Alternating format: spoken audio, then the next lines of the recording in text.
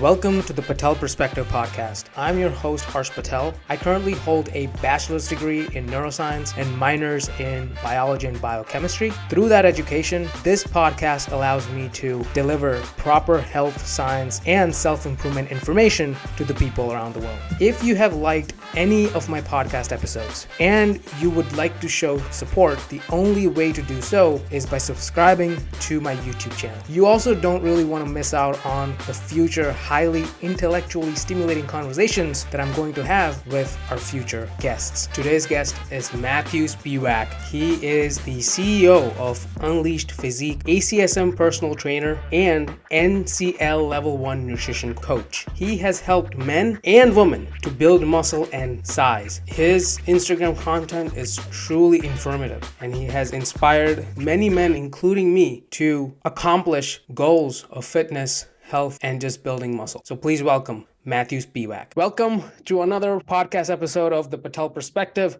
Today we have Matthew Spiewak. Hi, Matthew. How's it going? Hi, Harsh. How you doing? I'm doing great. I can't believe we're doing this right now. I have seen your Instagram content, highly informational and educational, and I would love to sit down with you and talk about everything that we're going to talk about. So let me just tell everyone who you are, what you do, and just give us who you are. Yeah, totally. Yeah. My name is Matthew Spiewak. Like Harsh said, I am a personal trainer and online fitness coach, dealing with clients of all types, fat loss, weight loss, but more specifically, I really like to deal with people who are in the quote unquote hard gainer-esque realm, who just want to put on muscle and size. That's sort of my go-to area there. I graduated from Loras College out in a small town in Dubuque, Iowa, and with a degree in kinesiology. And my beginning was more or less trying to go into PT school, and then I wanted to go into more of an RD type nutritionist route.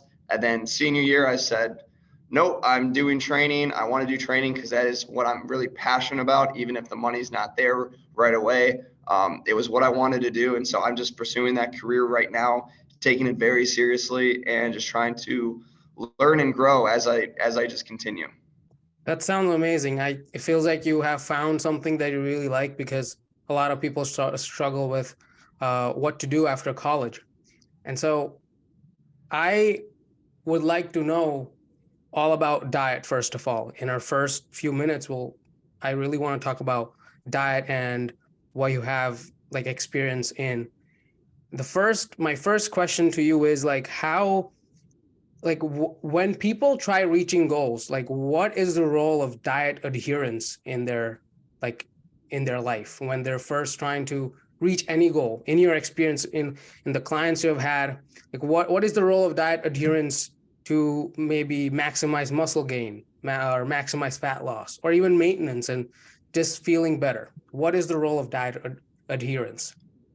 Yeah, well, I think we look at the fact that when we're trying to do like a body recomposition, when we're trying to change the way our body looks, feels, or how strong it is, yes, the stuff that we do in the gym is very important. Like we need to be doing that. We can't just be sitting around on the couch all day long and think we can get stronger and lose weight. But there is a big, huge emphasis on the nutrition. It's like 50% of it. And in the beginning, I really didn't understand too much of that because I thought, okay, if we just move more, we're going to burn more calories and we're still going to get there, even though like the nutrition obviously is important.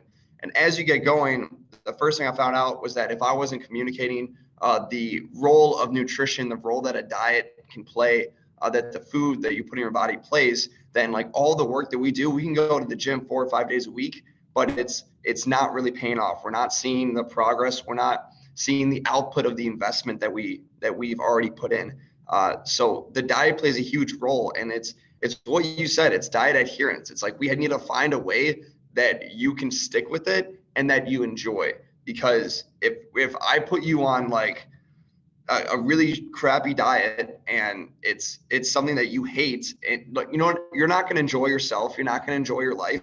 And chances are, if this is a 3, 4, 5, 6 months process, maybe this turns into a year process, you're not going to do that for an entire year or 6 months at a time. Like you are going to break down and just want to quit. So finding ways that it's more individualized of, I like this type of style of nutrition and eating, so I'm going to find ways that can fit into this style of eating that works best for me. I think that is like the main idea behind diet adherence, pretty much. Yeah. So the first thing you said of like working out 4 to 5 times a week is definitely optimal. And that's what I made like, and I didn't, in my experience, I didn't look at nutrition too much when I was first building muscle or trying to build muscle in the gym. I was trying because my nutrition was crap. Like I would go work out 3 times a week and then I wouldn't get enough protein. And I think protein obviously is the most important macronutrient for building muscle. But so yeah, if people are trying to lose weight, or even like if people are trying to build muscle, right? They need protein, and like it's just gonna help them. They have to find a way to get high protein. So when you talked about diet adherence, like how do you help people increase their protein intake? Like what? Because I I was vegetarian for a long time, and the first thing that I did to increase my protein intake was to eat like McChickens from McDonald's, because that's like my first transition to eating like meat and non-vegetarian food. So in your experience, like how have you helped people increase their protein intake? Let's say someone doesn't like red meat and can only bear like chicken for 2 or 3 times a week. Like how would you play around with that client? Like how would you do? How would you? Well, Yeah. what you could do is like just list off everything that they don't like. And then in the back of my mind, I have a list of like all the protein options that we could do. And there's a lot out there. Like if you were to sit down with a pen and paper and try to write it down, like you could get upwards of like 20 options. I just had a post the other day. It was like 23 options for protein.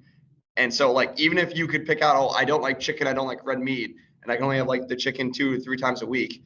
All right, there's still like 20 other options there that can work for you. So it's okay, crossing out the foods that you don't like. Okay, that's fine. Red meat's a big one. All right, but we can still work with it. There's a lot of stuff in fish and tuna and salmon. There's a lot of stuff in the dairy. There's a lot of stuff like, I mean, tofu could be an option if you really wanted to.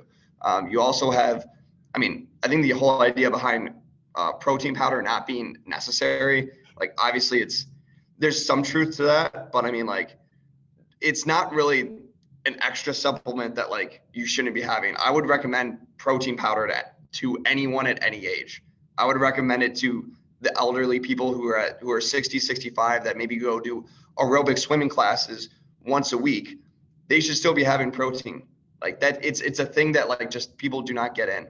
And so yeah, it's just finding ways that still, it's finding ways that you can still fit into their plan, into like, I don't like XYZ. All right, well, guess what? We have 23 other letters of the alphabet that we can use. So it's not like everything is gone and we can't have protein. Yeah, and also it's also like you have to substitute. What I have found is like you can substitute a lot of this like stuff that you eat. Like if you don't like red meat, you can have like turkey. So you can like substitute a lot. And what you're trying to say here is you can like substitute our protein sources. You can also have like fat-free cheese if that's your thing. Might not be the best option, but what I'm understanding is we can substitute a lot of our food options into high protein options, and so that's how we could like accomplish our goals. What if someone is like addicted to like soda, like high sugar sodas? Like, would you say that it's better to have like zero sugar sodas, or it's completely like you would eliminate from their diet? Yeah, I mean, in an instance like that, where someone is used to having high sugar sodas all the time, to straight up take that away all of a sudden could be too much of a big change at once. And I mean, there's a lot of studies that do show that like going from a regular soda to diet soda does lead to more of a weight loss overall, because at the end of the day, if everything else is controlled, it's calories in, calories out. So if everything else is controlled and then you're switching out this extra 600, 700, 800 calories of soda that you're having each week, and all of a sudden that goes down to zero pretty much, that's an 800 calorie deficit that you're not having throughout the week. So it definitely can help with that 100%. However, there are times where I kind of leave it up to you, where it's like, if you really want to do it, you can just get rid of it. I have a client who I was talking to him the other day, and we're going over his diet and his nutrition, asking him what changes he's been making so far. And one of them was that, like, he's like, I cut out soda completely. Like, I'm not having it anymore. And I was like, if you wanted to, you could have diet. Like, fine for you. And I'm not like one of those like obsessed health freaks that claims that diet soda is like the worst thing for you, is going to kill you and give you cancer. And he goes like, no, I just know that if I start with the diet, I'll go back to the regular pop. So that's where actually like a behavior sort of thing comes into play of diet, because you can have someone that starts at the regular, at like the sugar soda, goes down to diet, and then goes back up. So it's still a behavior thing. It's not like we bring them down at the end of the day. That solves everything and we're going to hit our goals immediately. It's just one more step in the staircase pretty much. You still have to keep an eye on it, keep looking at it, but if it works for you, it works for you. Once again, there's a lot of studies out there that show the effects of diet soda has on a diet when everything else is controlled. And there's really not a whole lot of studies out there on humans per se that shows like the effects of diet soda, like on your gut, on cancer, all that stuff. A lot of that stuff with the sweeteners, it's all with mice. And so a lot of people like to jump to those conclusions of like, oh, if it happened in mice, it's going to happen to humans. Like, I mean, theoretically it could, anything could, until it's disproven. But just because something happens in mice does not mean that it can happen to humans. Like it was just a study that the New York Post. It was like one of them, but it was like a tabloid kind of, and they quoted a study saying that diet soda could help increase your testicle size. And everyone who like actually has a thought before they speak literally goes like, okay, this study is horribly wrong. They didn't take any control. For one, there was no control of the actual diet that the mice had. It was kind of just a free for all. And two, it was mice. Like, it was a horribly designed study, and they just took it and was like, oh, if it happened in mice in this one mouse, then it could happen in humans. And so that's like where diet culture goes like off the rails. And it's like, pull back the reins, look with your eyes and see like, is this actually true? Because hey, I guarantee it, if this was true, every guy on earth would be having diet soda all the time. Yeah, I would definitely have it every single day. I would not even touch the regular soda. Exactly. And it's just so funny. Like, the mice and humans are so far away from the genes itself are so far away from each other. Theoretically speaking, it could happen, but it's just like people just jump to conclusions. So like even the fact that I've heard so many people telling me that, oh, the regular soda is similar to diet soda. It's absolutely not similar.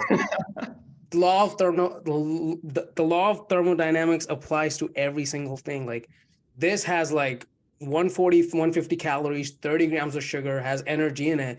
This does not give you energy at all. It might have placebo effects. I don't know. But like, the people who say that, it just makes me cringe so badly, because that's how I lost weight too. Because I cut down soda, and it was one of the factors that I could lose and stay on a healthy diet actually. Yeah. So it's, if you need it, you need it. Like, it's nothing wrong with it.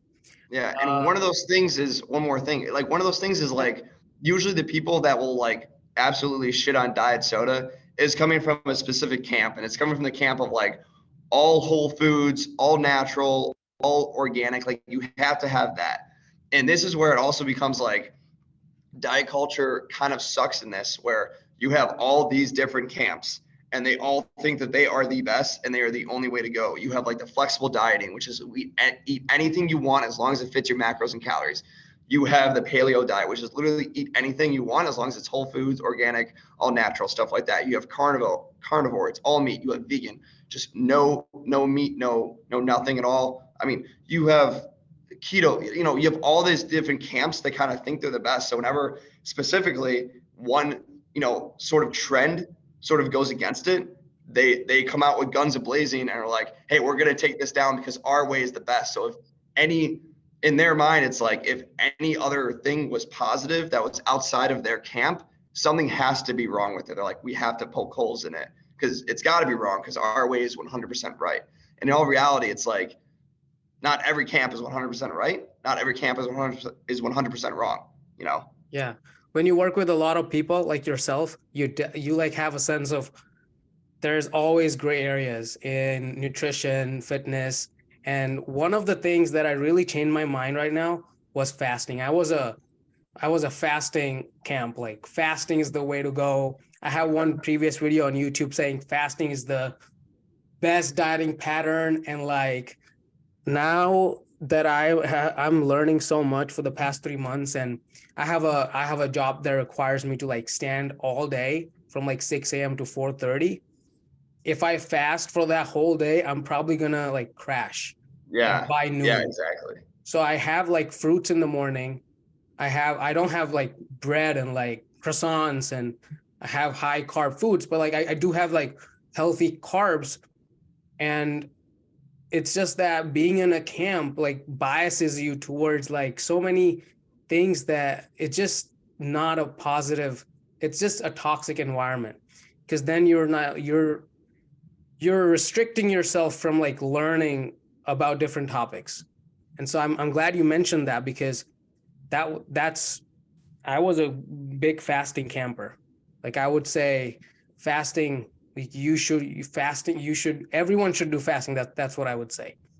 And you can also tell me that I'm totally wrong. I do believe that I'm totally wrong. Like what are your views on fasting? Because I know you said you are a hard gainer on Instagram, but you have considerable muscle size. I don't think a person who is hard gainer who wanna fast. That's just People who should be fasting if they want to would be people that want to participate in weight loss or fat loss. Once again, it's not like fasting is the way to go. At the end of it, it's a lot of thermodynamics. I'm messing up now. A lot of thermodynamics. It's calories in, calories out. So, if you only eat the food that is less than your maintenance within that fasting time, that eating frame, then yeah, you will lose weight, like inevitably, like it's going to happen. I have some clients that love to fast, and I always tell them it's like, you can fast if you want. Or usually they ask me first, honestly, like, should I do intermittent fasting and all that stuff? I'm like, yeah, you can if you want. If not, then we can just look at different ways that you can take down the diet. But like, if it works for you, then it works for you. I always tell them, it's like, we can try it out if you want for like a month or so and see how it goes and see if you adhere to it and stick with it. And if it works and you still enjoy yourself, you're still feeling good, we're still hitting the calories that we want to hit, then yeah, 100%, let's stick with it. But if you do it for a while and you're like, I hate it, I keep on breaking it, like every 3 days, I'll just like break the fast, because I'm like, okay, well then this probably isn't the best choice for us because we like a different type of eating. And that's fine. This is where like everything is individual. And that was like one of the main things that I learned right from the get-go. And I'm so happy that I was able to do that, because like, if I had gone into training where I was so like, this is the one way to do it, and this is it, and this is the only way, I would have been screwing myself over, because I would have been that person that like everyone else is calling out on TikTok and Instagram being like, this is not the right way to go. And I'd be like, oh no, it's my camp. I'd be sitting in my own camp. You guys are all wrong. I'm right. And it's such like an egotistical way of thinking, because it's nutrition, it's diet. It's like, there's the principles, there's the laws, and then everything else kind of falls into place there. Everything falls underneath it. It's not just like one singular line. You're right. I was looking at this video of More Plates, More Dates. It was a reaction video of a TikTok of a girl saying, you don't have to count calories on carnivore diets. And that also comes under this. Like, it does not matter what diet you're on, what eating pattern you're on, what foods you eat. Like you preferably want to eat like whole foods, maybe have like some processed foods in the day so you can keep your like pleasure, like satiety going. Yeah. But like at the end of the day, you said like principle is the top, like law of thermodynamics. Man, we can't say that You today. I don't can't know what's say up with that. us. It's too late. I'm on the East Coast. You're on the Central Time. Like we're just not in the same rhythm today. All right. But it's all comes underneath this principle of the law of thermodynamics. So yeah, like the diet as I was talking about, like it's I was always like, as I said, fasting. Like fasting, you will lose weight.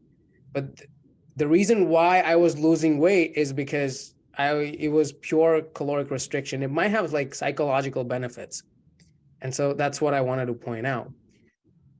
So what are your views on like supplementation, pre-work? Actually, I want to know your view. I want to know your views on pre-workouts. Like what is I feel like energy drinks are not the way to go, and also like pre-workouts are the the traditional pre-workouts out there that people sell.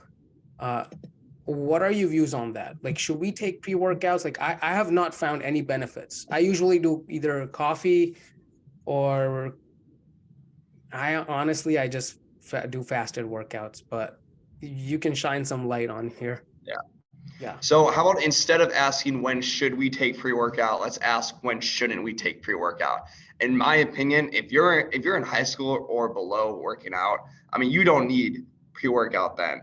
You are still in your early stages. I'd say that for anyone who's like just starting off at the gym too. And for two reasons pretty much. One, you're just starting off at the gym, all right? A lot of changes are going to be going on in your body. Your body is getting this new stimulus that it's never experienced before, and it needs time to adapt to it, right? So then you throw in also like this 200 or 300 milligrams of caffeine in there and all these other ingredients that is like supposed to blow things up. And if you're in a newbie kind of, it's like none of those things are really doing it justice because you don't have enough muscle to for like nitric oxide to actually like see the pump pretty much. Like the beta alanine would still help a little bit, but like it's stuff like that where you're too early in your stages to like be on this supplement. All right. Later on, when you consider the fact, okay, I've been doing this for a while, I can handle my own body, I know what I can take. I want a little bit more kick in the beginning of a workout. 100%, that's fine.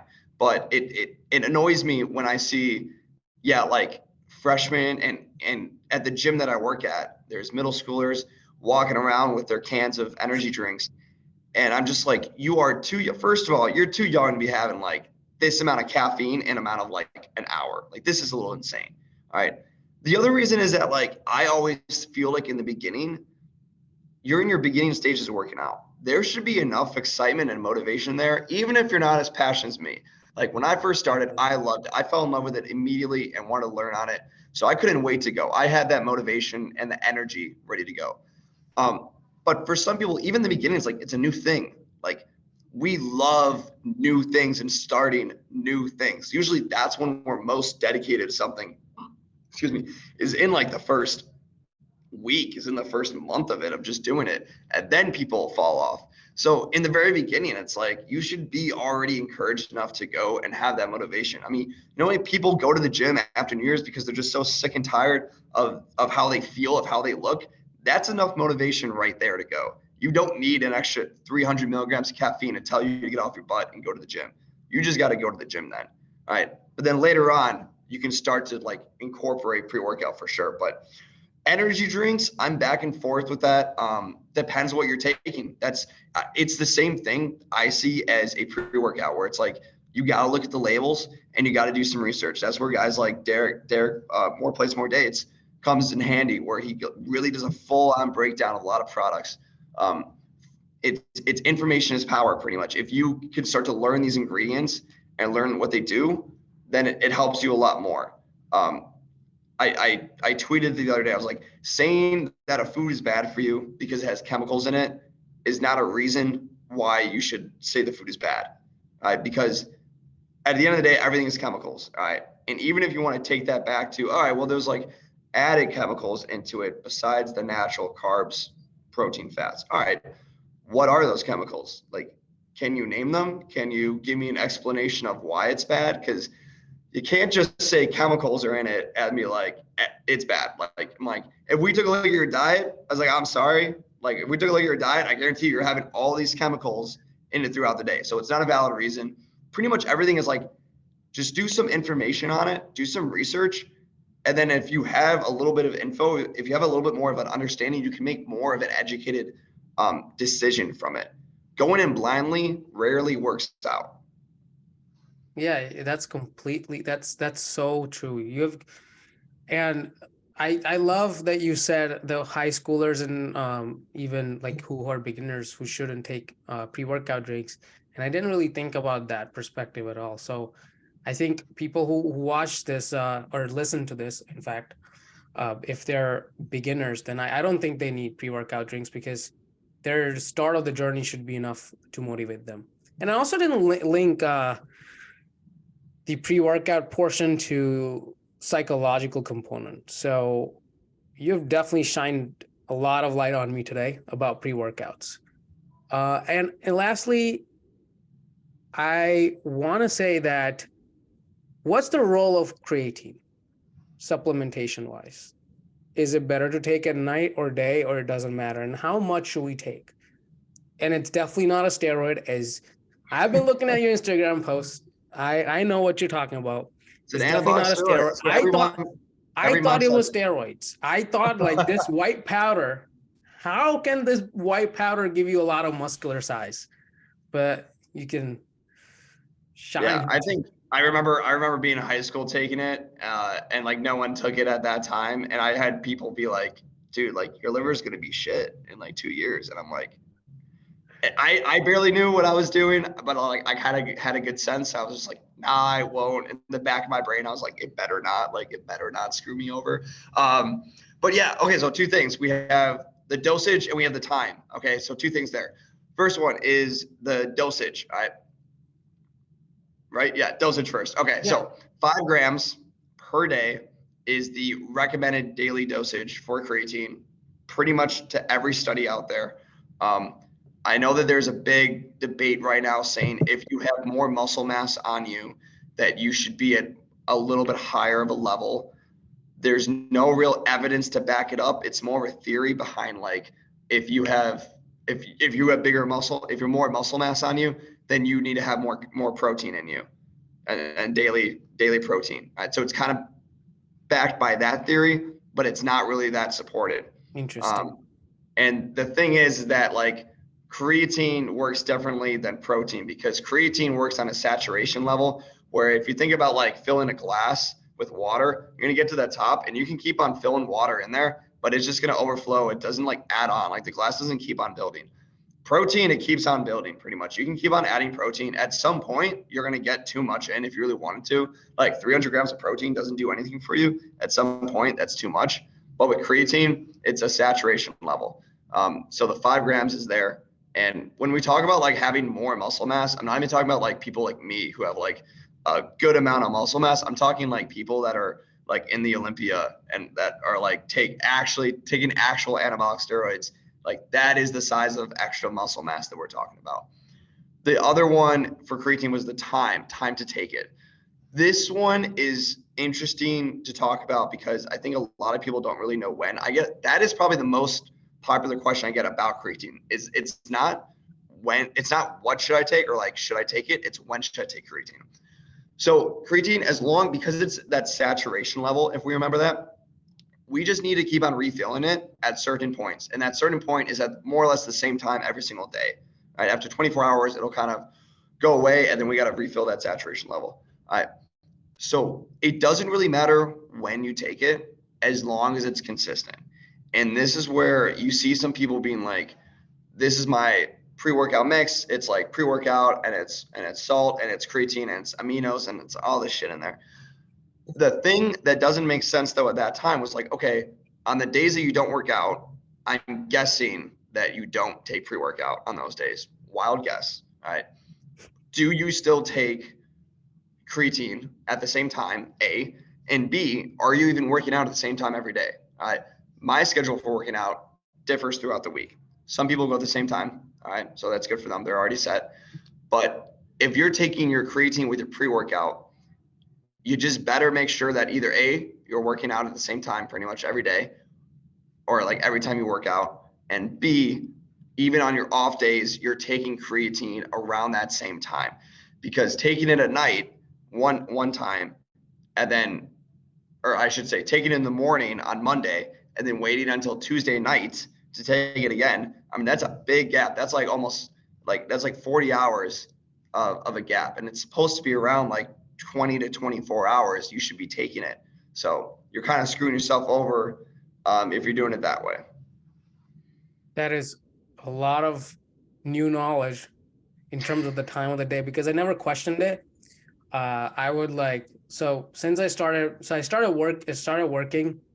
I again in this year, I worked somewhere else last year, and so this year my schedule got screwed over a little bit, and what I would do is like, I was consistent last year, like every single day, but then this year it was like I would take it, let's say Monday night, and then won't take it the next day because I would forget it. Because nighttime you're like starting to prepare for work, you have work the next day. I have a 6 a.m. and so it's like I forget, and then I take it like 2 days later, and then it's like night, and then it's morning the next day. So like my schedule is kind of really screwed up with creatine. So I definitely want to get back on that routine. So you said consistent creatine schedule along with consistent workout schedule. So that should be yes, awesome. That is if you're having creatine at the time of your pre-workout for your workout. I have it separately a lot of the times. I like to do it in the morning when if I'm having like my other vitamins with it. I'll have vitamin D and fish oils with it, and it's just like that's a reminder to like, hey, also do my creatine. I kind of view it that way instead of always doing it at my workouts, because like I said before, for me, my workouts differ from day to day. Maybe I'll go 10 a.m. one day, maybe the other day I'm like 6 p.m. So it changes. So I don't rely on when I work out. As long as I get creatine in every day at the same time, I know it's working and I know I'm going to get the benefits from it. Okay.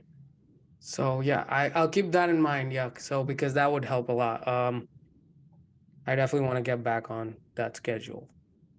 But you mentioned salt. Just tell everyone that why salt is so important briefly. Salt is essential for our nervous system. I'm a nervous system person. I went for neuroscience in my college, and salt is the way your brain sends the signal to your muscles. And so why is salt really important? Yeah. Well, there's that part too, the nervous system. The big part that everyone talks about though is the hydration aspect of it. All right. Sodium is an electrolyte. Electrolytes help with hydration, pH levels of your body pretty much. So we need it. All right. And the main thing that when we sweat, all right, and we're working out, we're sweating all that, we're sweating a little bit of potassium out, but it's the majority of it is going to be sodium that we're sweating. All right. Is that because it's like, okay, salt is very sweaty. All right. Or sweat is very salty, I should say. Mix those two up. Yeah. So a lot of times this is more for people that are eating more of a whole foods type of diet. Not even that, but it's the people that aren't going to McDonald's every day. The average person that works out that wants to get a pump, pretty much. That's the population we're talking about here. Because the majority of that population will be like doing an okay job taking care of their food. They're probably getting a good amount of protein in there. They're probably making their own food, or at least like they're not going out every single night, having just like smorgasbord of like all the foods that they can have. All right. So their sodium content or intake, I should say, might be a little low for them. And this is where it goes a little relative. This is why it's like, it's not creatine. This is more relative to the person. Because if you're an athlete and you're working out, or just a person that works out a lot, and you're expending all this energy and you're sweating all of this, you're going to need a little bit more level of hydration to help. Someone who just sits around all day and drinks water doesn't need as much salt. Like they could benefit from it probably when you take a look at their whole diet. But the more that you work out pretty much, and the more intense your workouts are, I think the more important that it should be to have salt either throughout the day or how I do it is I do it before a workout. So I kind of prep my body for hydration purposes. And this is something that Stan Efferdine talks about. I don't know if you know who he is, but he's a great guy when talking about diet, and he's a big power lifter. And he'll have all of his athletes intake about 500 to 1,000 milligrams of salt before a workout, and which is roughly like half a teaspoon to a teaspoon of salt. We'll mix it in their drinks, and performance is way better. There's studies that I've looked up that like shows hydration levels in athletes after intense workouts. Hydration is higher. And I do it with myself. And I'll be honest, there was a time that I tried it out a few months ago. I only did salt before my workouts for a while, and I still felt the same way I did compared to before while I was doing pre-workout. So either A, the salt is very effective, almost as effective as pre-workout, maybe a huge placebo thing for sure, or B, both the salt and the pre-workout just don't work, and that's just my normal standard. So having salt before a workout, if you're just going to get a pump, it really helps with hydration. You need to stay hydrated if you want to get that pump. If you're dehydrated, it's like you're going to have a shitty workout. You're not going to be able to perform at your best. Okay, so two things. What was that power lifter's name? Stan Efferdine. Okay. Yeah. Or you can shoot me a text on Instagram. I'll shoot you a text. Yeah, All right. For sure. He's a great, knowledgeable guy. He came up with this thing called the vertical diet, which is pretty much what we've been talking about, where it's like whole foods based, but it's very much like individualized. It's once again, it's like a principle of one thing, but then you can kind of fill in the gaps of where you want to go with it. I've read the book and I'm like, this is a regular diet. But it's like explained very well. It looks at behaviors and all that stuff. So yeah, great source of information. Wonderful. I love like having my social media geared towards people who educate me a lot, because I don't want any bullshit on social media except education, yes. honestly. Yes. So, and second thing is, how long should one take salt before working out? So normally it would be like you got to give your body a little bit of time to like actually take it in, but it's salt you're taking in with liquid. It's going to go pretty rapidly. It could be anywhere between 15 minutes to half an hour beforehand. You know, okay. It doesn't need to be like, it has to be in the morning for your evening workout or else it's not going to work. It's like, nah, you can kind of do it like half an hour to an hour before you're all nice and hydrated, and then you go work out. Okay. That sounds typical of what I would do, because I work out fasted just because like how I like to like, because my carb ingestion is like very high at night, because I don't like to have carbs like super early in the morning. If I have carbs, I'll have fruits and stuff.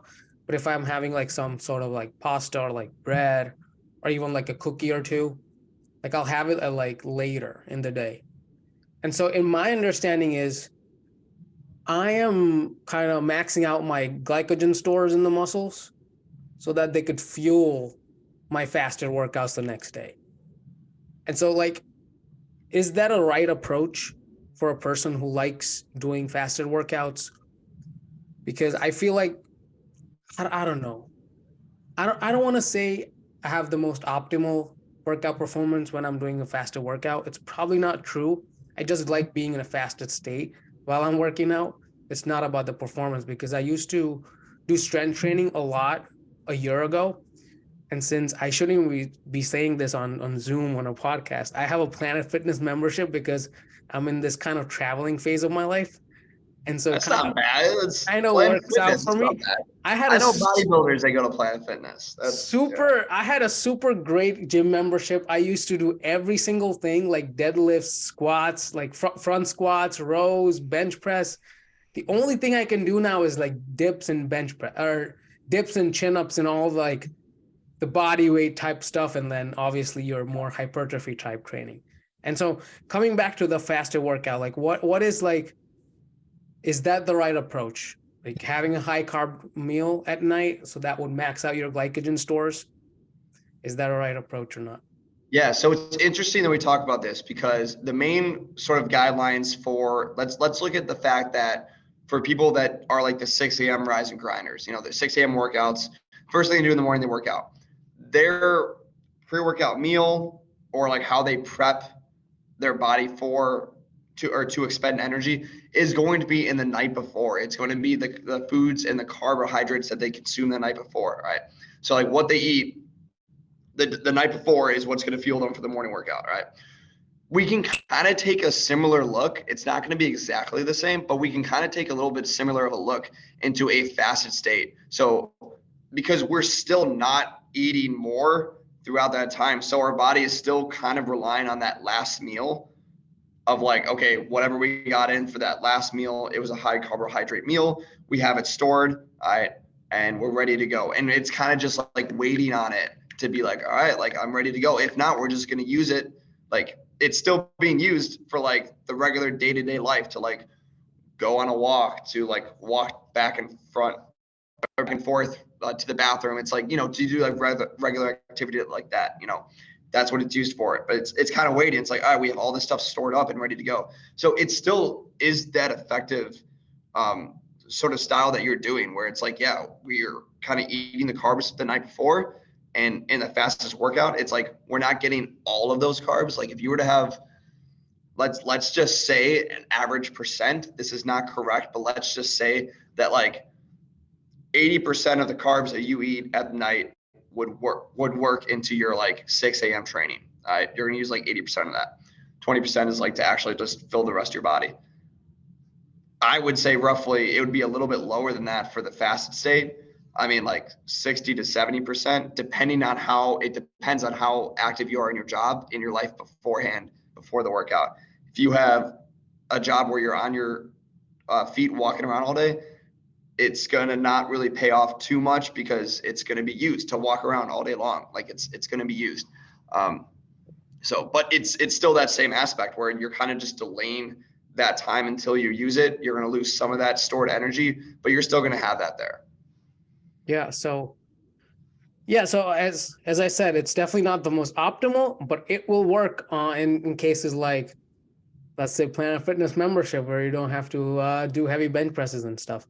Exactly. Yeah. My hospital has a gym, and that's a key. That's a very good thing, because they have bench presses.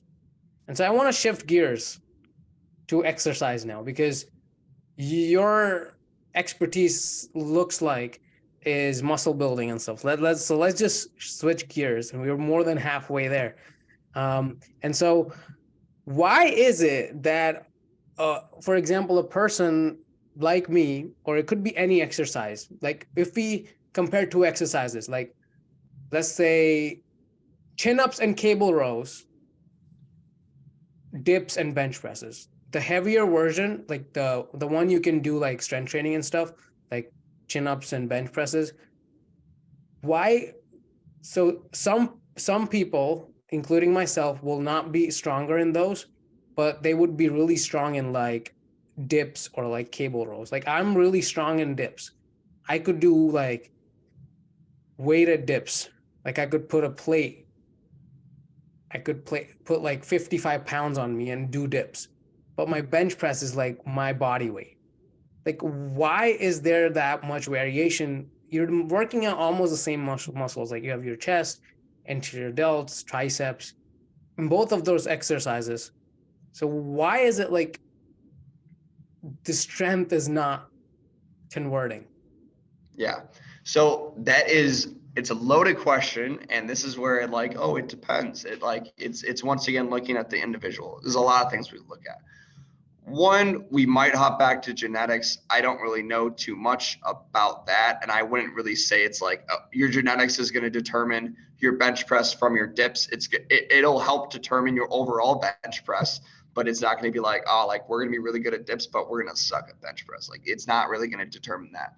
The other reason is it could be simply just something that you enjoy more and you spend more time doing. Dips is a simpler exercise in itself, where technique obviously is valued, but it's not like a huge emphasis on it. You kind of just get up there and you start dipping. All right. With the bench press, there's a lot more technique going on. And you see guys that like maybe they just have the brutal and raw strength and they're able to rep out 315. That's a genetic component that their body's like, we're gonna be really strong in this movement. All right.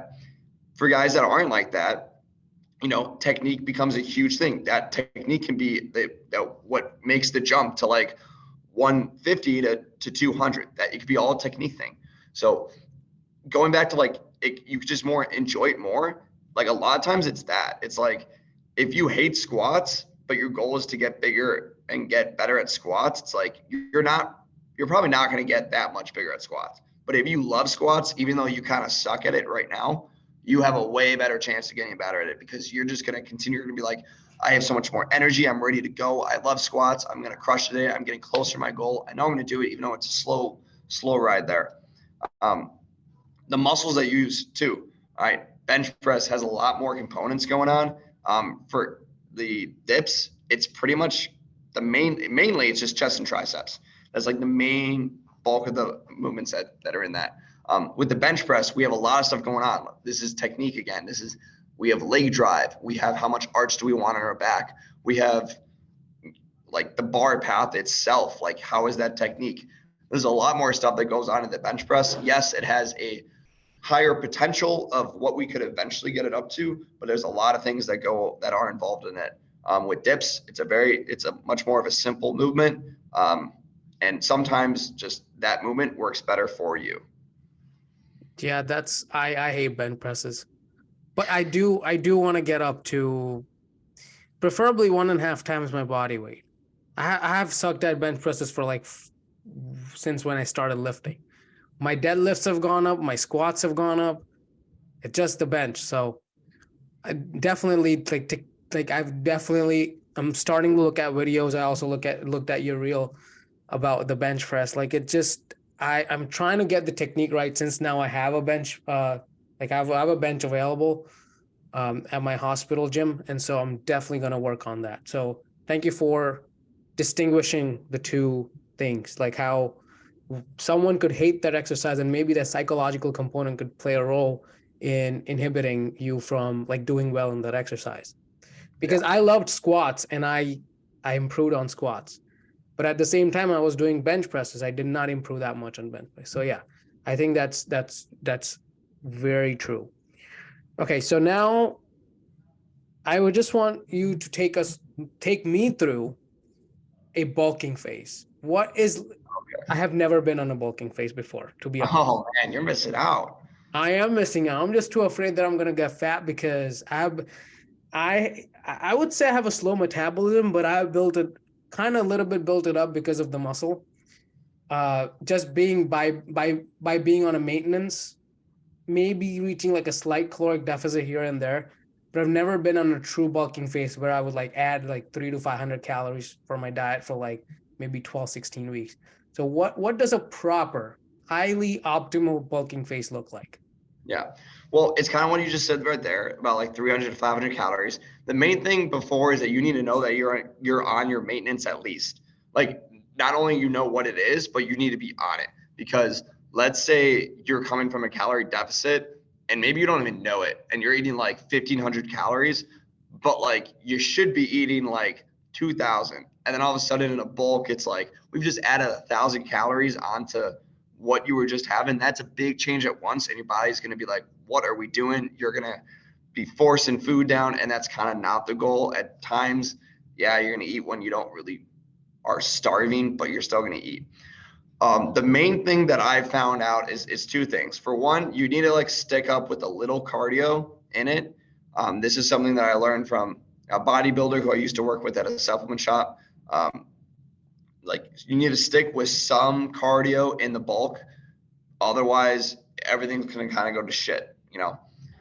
The other one is that this is a personal thing that I found, was that rather than focusing on the weight on the scale, focus on how you feel and how you look. How much fuller are you feeling? When you're in a bulk, you're going to feel a lot fuller in the muscles all the time because you're going to be filled up with carbohydrates, which will in turn soak up a lot more water. All right. So you're going to be feeling fuller pretty much the whole time. All right. And you'll be able to put on a little bit more muscle and a little bit more fat a little bit quickly. All right. The key mistake that a lot of people make is that they just pick a weight that they want to hit and then they try to get there as fast as they can. So I made this mistake 2 years ago when I was 178, 180, say 180. And my goal was to get to 200 pounds because it had always been like a dream of mine. I'm like, I just want to see the scale hit 200 pounds and I will be so happy. I got to 200 pounds within 1 month. I gained 20 pounds in 1 month. And let me tell you, that was the worst month I've ever had. That was worse than a cut.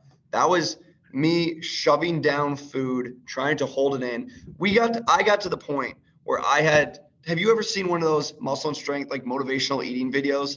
Like there's like that stuff on YouTube where it's like dogs got to eat and all that stuff for like bodybuilders. I would have to like have my chicken and rice, my 200 grams or like 400 grams of rice, 200 grams of chicken or ground beef, sit there, put my phone on, play a 6-minute motivational eating video, Oh my just God. devour it because I was so sick to my stomach. But I'm looking at my calories. I'm like, I need another 1,000 calories and it's 9:30 p.m. And that's how bad it got. And I didn't know what I was doing back then. It was not the healthy way. Like I'll tell you that right now. Um, so anyways, I blow up to 200 pounds. I finally step on the scale and I mean, like my roommates at the time were like, yeah, dude, like you're looking kind of fat right now. And that was the first time in my life that I've ever had somebody call me fat because once again, I was a hard gainer growing up. And I was like, what the hell did I just do? Like I went from being like pretty much in shape to being fat in a month. And that's when I realized like I can't worry too much about what the scale says, even on a bulk. Yes, you want to gain some weight because that will show that we are in fact in a bulk. We are in fact eating more calories than what we're burning, right? But the thing is that like if you're so focused on the scale, you forget about the physique. And at the end of the day, the physique is the main thing that matters because you don't want to balloon up because if you balloon up to 200 pounds, man, it's gonna take a while to drop off those 20 pounds. It's gonna take a while because in a cut, it's like you're kind of trying to cut back on the calories or cutting back on the fat to kind of chisel in the muscle there, and you're just gonna screw yourself over. So yeah, you want to bulk, but you don't want to lose all your definition.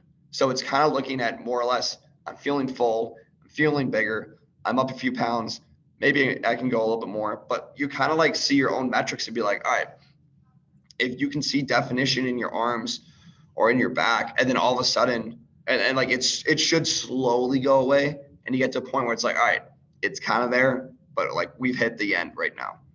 That's your time to end the bulk pretty much. And you want to do a slow process of this. This should not be like a 1 month thing. Like you said before, this is like a 12 to 16 month thing. It's not, it's not, I mean, this is what, February 24th. This isn't like by March 30th, I'm going to be 20 pounds heavier. Like you will be fat. So how does one avoid binge eating? Because that's what I'm trying to cut right now because I got back from a vacation. I gained like 5 pounds. I don't do well with all-inclusive resorts as I went to. Shout down food all the time. Maybe it was a mini bulking phase because I also worked out, but like, well, a mini bulking phase for like a week, but that's not enough. But anyways, I want to get down to 150 pounds. I have belly, so that's what I want to do, and so I have to eventually get on a reverse dieting slash a little bulking phase, and I'm just afraid of gaining fat, pure fat. How does one avoid like actually binge eating? I'm not talking about like, okay, fat might be like a result of building a little bit of muscle. Like how would you avoid binge eating during that process? During the process of trying to go Bulk into a up. mini bulk kind of. Yeah. Yeah. So that's where following the calories is really important. No, you don't need to follow your calories. I'm in a bulk right now where I'm not following my calories. Granted, I've been tracking my calories for years. I have a very good understanding of like what 150 grams of chicken is, what 200 grams of rice looks like. I kind of know that by now. So for the average Joe, I would always recommend to track calories for the purpose of education and information. There's some things out there that's like, oh, it's going to cause all this like mental body dysmorphia and all this, bad relationship with food and all that. I'm like, At what point was educating yourself a bad thing? At what point was knowing how much was in chicken, how much putting the food that you're putting in your body a bad thing? And I get it that at points it can get bad. Like, yeah, if you do anything too much, it can be bad.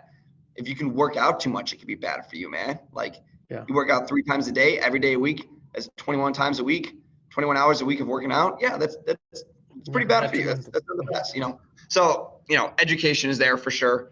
The main thing is like adding in, if you're not going to do the calories like per se, day in, day out, adding in slowly like one meal or one snack. That would probably be the best way to like slowly build that up. If you are in a cut, let's say, then you add in, you stick with your regular stuff, and you add in like one snack in the day. And that snack is probably going to be around like 300, 400 calories. Yep. Start with that, Mm-hmm. and then see where it goes. If you're still not seeing any changes in the weight or any changes in your physique after a few weeks, add in an extra snack or make it a little bit larger of a meal. All right. So you're kind of taking it slow, and you're more or less playing around with your body and seeing how it reacts to it.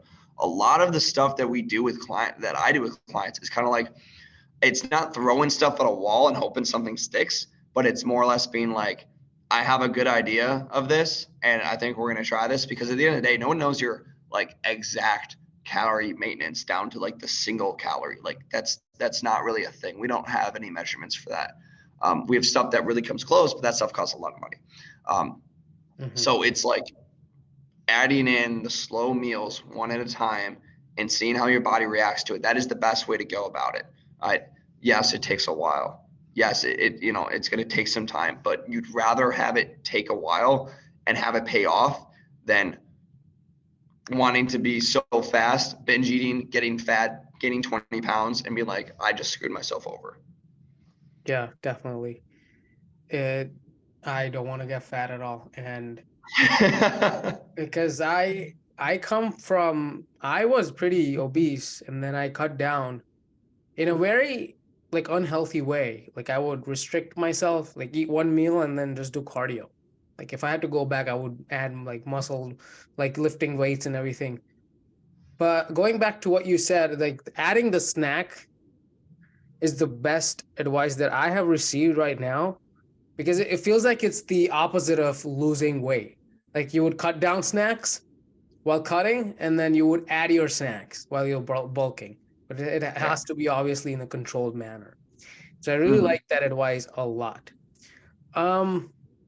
And lastly here, what are your tips for doing warm-ups? Because that is one of the last things I want to really hit on. Is like, how does one properly warm up their body before working out? I love this question, because this is something that I've played around with trying to find for a long time. And the more that you try to look for the more that you try to look for like the perfect thing, like the perfect way to do something, the more ways you're going to find out that like you can just get there, and in multiple different ways. All right. So there's no like perfect way to do it, but it's, once again, it's more of a principle of the thing that you do.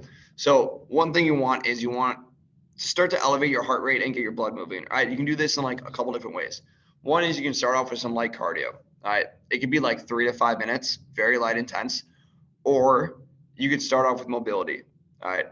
I typically have a lot of my clients that start off with mobility, because if you do mobility right, it gets a little intense, and like it can get the heart rate going. Trying to drive your elbow down on your foot in a lizard or a Spider-Man stretch, trying to do a windmill, stuff like that is a little intense, where it's like you're going to get your heart rate up just going through like this, pretty tough stretch. So that's number one. You're kind of loosening the joints. You need to get those things going. You need to get like the hips, the spine, the shoulders. Those are the main joints that like get really tight, and we need to make sure that they're loose and we have good control of our range of motion. All right. So mobility is a must. Cardio in the beginning is a little bit optional. All right. So that's right there. Cardio, do you a little have bit those optional. tutorials on YouTube and Instagram? Like, do you have like? Yes, I have mobility videos on YouTube that I am adding on to trying to make it a big library. I make sure that every time that I don't create any of these mobility drills. It's all stuff that either I've done myself or I've done through a course and they showed it to me and I really loved it. I always make sure I credit who it is because it's like I'm not making up any of these videos. And it's like they help me for one reason. So like if you like this one mobility drill, hey, I got it from Dr. Jordan Shallow. You should go check him out. You go check out Dr. Jordan Shallow. He has a ton of information that I don't provide. So it's like keep on learning. I'm always trying to encourage that. The second part of a warm up that you should be doing is something that nobody does, and this is called primers. And this is or like priming. And this is where you're taking low grade, low intensity exercises, and you're just trying to rep them out pretty much. And get the blood flowing to specific muscles and getting those muscle fibers activated. So this could either be done in like, you could do like speed reps. So a lot of times doing like speed rows with bands or, just anything with like speed, box jumps could work to warm up the legs too. That could work as well. Speed tends to activate those like fast twitch fibers. And those are the fibers that you use when you're trying to do strength training and like hypertrophy training pretty much. So it's getting those muscle fibers ready.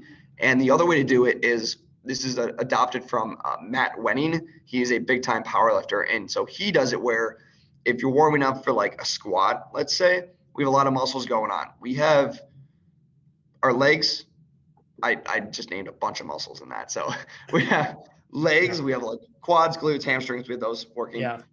Lats are a big part of that. And our core, our abs to brace. So what we would do then for that is we would look, okay, let's just do like very light lat pull downs for like 2 sets of 15 reps or like 10 to 15 reps. Very light. It's not fatiguing at all, but it's like you're not just going through the motion. You're repping them out, all right, and you're just getting the muscles going, all right. For the abs, you could do something like a side crunch or something.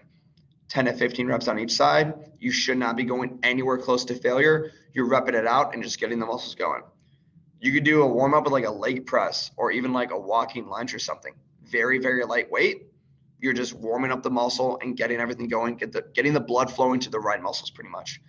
And then you go to the squat and everything's kind of ready to go. It's almost like a mini conditioning set before you start. But unlike regular conditioning, you're not tired once you go. Like when you're done with conditioning and stuff, usually you're like exhausted. You're like out of breath, like I can't do anything else anymore. With this one, it's like you're just trying to prep the muscles and then you're like, all right, let's go squat now because everything's fired and ready to go. And once I started adapting this type of warm-up style, it has just completely changed my training completely. My workouts feel incredibly better. And I do it with my clients and I see the same results. They feel better when they go into it. The muscles are warmed and activated. We don't need to spend a whole lot of time doing like 2 or 3 extra sets of like barbell rows to then do 3 working sets of barbell rows. It's like, all right, we can kind of just go right into it because we're ready to go at that point. So so one set of high repetition, high speed, high repetition, high speed, and low weight before your working set. Is that right? Yeah. So what I do is I tell people, I'm like, all right, you're going to go work out. Choose 3 muscle groups that you want to work on, 3 exercises that fit those. You're going to run through those 2 times through, sort of like a mini circuit almost, 2 times through, 10 to 15 reps for each exercise, very light intensity. So it's not like you're going to be out of breath after those, but it's just like you're warming up the muscles, you're getting everything going. That's sort of the circuit. It takes maybe like 5 minutes to complete, and then you're ready to go work out. So that could replace the treadmill warm up. Yeah, that could replace it if you wanted to. Like I don't warm up with a treadmill because I just rely on that to get my heart rate up and the mobility to get my heart rate up. You can still do a treadmill, still do a bike if you wanted to. I personally just don't do it. I tell my clients, I'm like, you can do that beforehand if you want, but I know that like we're going to get your heart rate up before we step under the bar, before we start doing our working sets of whatever exercise we do. The goal in the warm up is to get the heart rate up, is to get the blood flowing, is to get the muscles ready to go. Okay, that's the most perfect advice I was looking for on warm up because I'm still not educated on warm ups, and it sucks because I've gotten like shoulder injuries I've gotten 2 shoulder injuries. I have bounced back, but like they were all causes of like, first of all, underestimating how much weight I could lift just because I wasn't warmed up enough. Yeah. And second of all, it's just my uh, inability to like understand, like I need at least an hour to work out. Like I can't just rush through a workout. I can't just finish it. Yeah. All right, I'm having a bad day. It's fine. Like 30 minutes, I could rush through it once every month, but like not like every week where I'm like rushing. I have to get here, I have to get there. And so that's why sometimes I was skipping my warm-ups. And so that's actually wonderful advice. So I yeah. know that feeling. I know that feeling too of like wanting to get into the workout really fast. And I get that too. So like the other day I was like, I have to do mobility beforehand. I was like, I have to do my warm-ups. I just want to go and start the workout. Take a deep breath, know that like the workout is going to be there. Like I don't need to rush through this. Like take your time so that you can feel best and have a better performance and just feel better in your workout. Yeah, that's amazing. Just tell everyone where you can find yourself. Instagram, Yeah, totally. YouTube. Instagram at Spiewak_training. Facebook is Matt Spiewak, and then YouTube is Unleashed Physique. That is my company, Unleashed Physique, growing on all those platforms. TikTok, you can find me on there too at Spiewak_coaching as well. Yeah, everything will be in the description as always. And hey man, it was great talking with you. I learned a lot during this podcast. I thought I had a lot of the knowledge on fitness, nutrition, and stuff, but when you start thinking that you have a lot of knowledge, someone like you who has the expertise like kind of shines light on you. So absolutely wonderful. Thank you for coming to this podcast, Matthew, as I can call you. Thank you for coming. Hopefully we'll chat again soon. I'll have more questions, and you'll keep posting your regular educational content, and hopefully we'll talk about more stuff in the future. And of course, any last message to our audience out here that you want to give? Oh man, thanks. Hey, thanks for having me on. I appreciate it. I love what you're doing, and just keep it up, man. All right. All right. Thank you for coming on, and thank you for tuning in today's podcast episodes, guys. And I hope to catch you in the next one. See ya, Matt. See you, Matthew. All right, see ya. See you.